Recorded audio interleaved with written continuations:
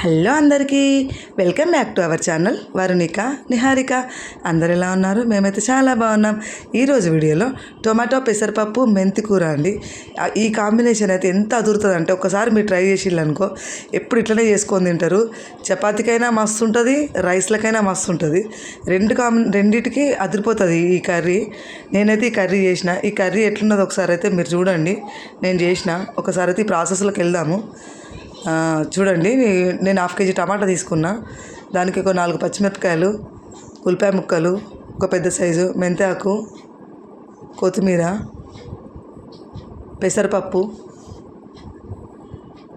కారం, ఉప్పు, రుచికి సరిపడా, అల్లం వెల్లుల్లి పేస్ట్, ధనియా పౌడరు. సో నెక్స్ట్ ప్రాసెస్ ఏంటంటే ఒక కుక్కర్ పెట్టుకుందాం. కుక్కర్లో వేద్దాం. కుక్కర్లో వేస్తే మంచిగా థిక్నెస్ వచ్చి మంచిగా ఉంటుంది కర్రీ. సో మంచిగా కుక్కర్ వేడైన తర్వాత ఆయిల్ వేసుకుందాం. ఒక 2 పావులు వేసిన నేనైతే ఆయిల్ 2 పావులు సరిపోతుంది. నూనె మంచిగా వేడైన తర్వాత ఈ పోపు దినుసులు అనేది వేసుకోవాలి. పోపు దినుసులు కొంచెం మంచిగా కలర్ మారిన తర్వాత పచ్చిమిరపకాయలు వేసుకోవాలి. పచ్చిమిరపకాయలు కూడా కొంచెం ఇట్లా మంచిగా ఫ్రై అవ్వాలి ఆయిల్లో. సో ఈ విధంగా. దాని తర్వాత ఉల్లిపాయ ముక్కలు వేసుకోవాలి. ఉల్లిపాయ ముక్కలు కూడా మంచిగా ఇట్లా కలుపుకోవాలి ఆయిల్లో, మంచిగా ఫ్రై అవ్వాలి అవి. దాని తర్వాత మెంతాకు అండి. మెంతాకు కొంచెం క్వాంటిటీ ఎక్కువనే తీసుకోవాలి ఈ కర్రీకి. ఈ మెంతి కూరతోనే టేస్ట్ ఈ కర్రీ. మామూలుగా కూడా చేసుకోవచ్చు, మెంతాకు వేసి చేస్తే ఇంకా బాగుంటుంది. టమాటా కాంబినేషన్కి బాగుంటుంది. ఒకసారి అయితే ట్రై చేయండి మీరు. దీంట్లో పెసరపప్పు టమాటా కూడా బదులు కందిపప్పు టమాటా కూడా వేసుకోవచ్చు. నేనైతే ఇప్పుడు పెసరపప్పు టమాటాతో చేస్తున్నా. బాగుంటుంది. అల్లం వెల్లుల్లి పేస్ట్, పసుపు ఇదంతా వేసుకోవాలి. 1/2 టేబుల్ స్పూన్ వేసిన నేనైతే. ఇదంతా మంచిగా కలుపుకోండి ఇట్లా ఈ విధంగా. అంతా మంచిగా ఫ్రై అయిన తర్వాత పెసరపప్పును మంచిగా నీట్గా 2 సార్లు కడిగి పెట్టుకున్నా. ఆ పెసరపప్పుని ఇందులో వేసుకుందాము. అది నానబెట్టాల్సిన అవసరం కూడా ఏం లేదు, ఒక 10 నిమిషాలు అంతే. మనం ఇదంతా ప్రాసెస్ స్టార్ట్ చేసే ముందు కడిగి పక్కన పెట్టుకుంటే సరిపోతుంది. ఇంకా ఈ విధంగా కొంచెం కలుపుకొని లో ఫ్లేమ్లో పెట్టుకోవాలి. మూత పెట్టుకుందాము. లో ఫ్లేమ్లో పెట్టి మూత పెట్టుకొని ఒక 4 to 5 minutes అంతే. అంతసేపు ఉంటే సరిపోతుంది. సో ఒకసారి అయితే తీసి చూసుకుందాము. ఒకసారి మీరు ఇది తిన్నదంటే ఎప్పుడు ఇదే చేసుకొని తింటారు, అంత బాగుంటుంది. చపాతీకైనా పూరికి కూడా, పూరికి అయితే చాలా బాగుంటుంది ఇంకా. సో కారం వేసుకున్నా అండి, ఒక 1.5 టేబుల్ స్పూను. ఇది 200 grams పప్పు, 1/2 kg టమాటా. ఈ కొలతలండి వీటికి. ఇలా ఈ విధంగా కలుపుకొని మళ్ళీ ఒకసారి అయితే మూత పెట్టుకుందాము. ఈ కారం అంతా మంచిగా పప్పుకు పట్టుకునేలాగా. సో 3 minutes తర్వాత తీస్తే ఇట్లున్నది పరిస్థితి. కొంచెం ఆయిల్ కూడా సపరేట్ అవుతుంది కదా. ఈ టైంలో టమాటాలు వేసుకుందాం. టమాటాలు అనేది వేసుకొని మంచిగా కలుపుకుందామండి. టమాటాలు కొంచెం ఎక్కువ వేసుకుంటేనే మంచిగా ఉంటుంది. పుల్ల పుల్లగా టేస్ట్ చాలా బాగుంటుంది. ఉడికిన తర్వాత అవన్నీ స్మాష్ అయిపోతాయి. టమాటాలు అసలు కనిపించని కూడా కనిపించవు.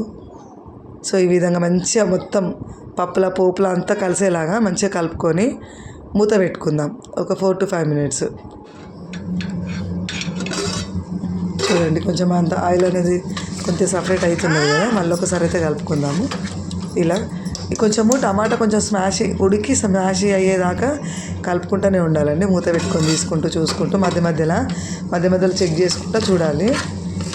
టమాటా అనేది మనము కొంచెం గంటతో ఇట్లా స్మాష్ లాగా చేస్తే వాటర్ వేసిన తర్వాత అవి ఇట్లా స్మాష్ అవ్వవు.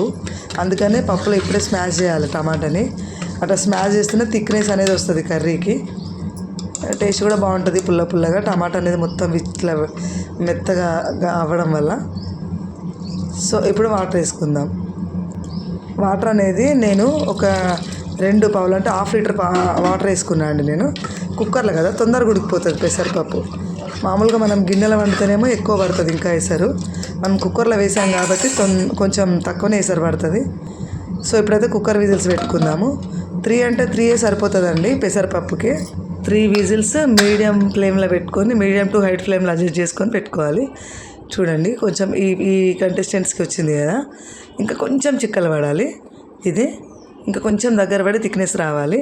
సో ఇలాగే కొంచెం మంట పెద్ద పెట్టుకొని ఆ మంట మీదనే ఉంచుకోవాలి. సో ఇప్పుడు పప్పు అయితే ఉడికింది కాబట్టి పెసరపప్పు వేసుకుందాం. పెసరపప్పులోకి ఉప్పు వేసుకుందాము. దాని తర్వాత ధనియా పౌడర్ వేసుకుందాము.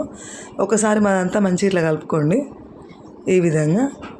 టమాటాలు కూడా స్మాష్ అయిపోయినాయి, మంచిగా ఉడికిపోయినాయి పప్పుతో పాటు. సో మూత పెట్టుకొని ఒక 5 నిమిషాలండి, 5 నిమిషాలు ఎక్కువ మంట మీద పెట్టినాం అనుకోండి, అప్పుడు మొత్తం కొంచెం వాటర్ దగ్గరికి వచ్చేసి కొంచెం థిక్నెస్ వచ్చేస్తుంది కర్రీకి. సో లాస్ట్లో కొత్తిమీర వేసుకుందాం. కొత్తిమీర వేసుకొని చూడండి, కొత్తిమీర వేసుకొని దించేసుకోవడం. ఇంకేందండి, కర్రీ అయితే అయిపోయింది ప్రాసెస్. నచ్చిందా అండి మీకు ఈ వీడియో? బాగుంటుంది, పూరి వేసుకుంటారైతే ఇంకా మంచిగా ఉంటుంది. మీరు కూడా తప్పకుండా ట్రై చేయండి. ఈ వీడియో మీకు నచ్చిందని అనుకుంటున్నా, మా పెసరపప్పు టమాటా మెంతి ఆకు. సో ఈ వీడియో కనుక మీకు నచ్చినట్టయితే ప్లీజ్ లైక్ చేయండి, షేర్ చేయండి. మరిన్ని మంచి మంచి వీడియోస్ కోసం మన ఛానల్ని కొత్తగా ఎవరైతే చూస్తున్నారో వాళ్ళైతే ప్లీజ్ సబ్స్క్రైబ్ అయితే చేసుకోండి. ఇంకా మీకు ఏమేమి రెసిపీస్ కావాలో అవన్నీ మాకు మెసేజ్ బాక్స్లో మెన్షన్ చేయండి, ఓకేనా? ఇది మాత్రం అస్సలు ఒక్కసారి మీరు చేసిరనుకో అసలు ఎప్పుడు ఇలాగే చేసుకొని తింటారు, చాలా బాగుంటుందండి. ఓకే అండి, thanks for watching. Bye bye, see you next video.